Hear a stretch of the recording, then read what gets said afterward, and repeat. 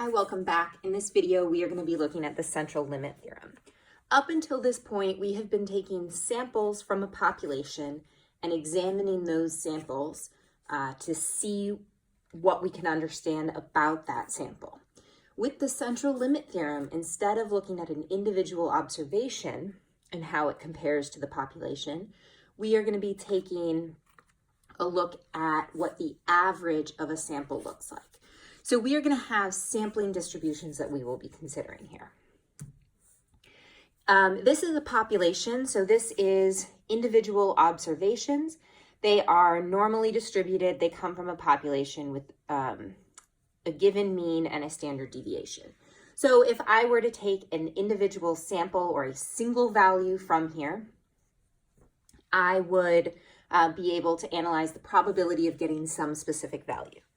What the central limit theorem says is if I meet some criteria, if either my population is normal or I have a large enough sample size, the distribution of sample means, or the sampling distribution, will also become approximately normal.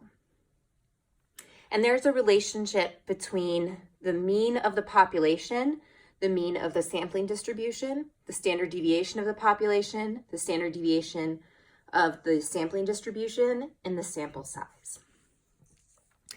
This distribution is predictable.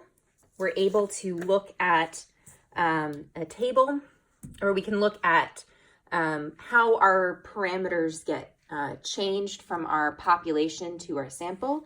And that's going to help us so that we can understand and analyze what happens on average for a mean. So instead of looking at the probability of an individual outcome, we can look at the probability that the average for a selected group will be something. So in our previous problems with our normal distribution of x's, we had observations that were x values. We're now going to have observations that are x bars. So we are going to be looking at the average for a sample. Before we had the mean of our population, so that's the mean of our individual observations. And now we will have the mean of sample means. So if we took every possible sample from our population and found the mean of those sample means, it actually works out to be the same as the population mean. Then we look at our standard deviation. The standard deviation for a sampling distribution is going to be smaller than the standard deviation for a population. And it will be actually the population standard deviation divided by the square root of n.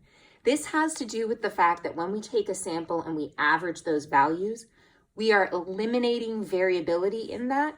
So when we have a sampling distribution, it's a smaller standard deviation. We have reduced variability. So sampling distributions, we can consider them to be normal. So this is sampling distributions of means. We consider them to be normal if either the population is normal or the sample size is greater than or equal to 30. The larger the sample size, the better. We can also use our new parameters to calculate values of z. So this comes in handy. I can now use this because I've got a normal distribution with parameters. I can now use my 6-step process to solve problems.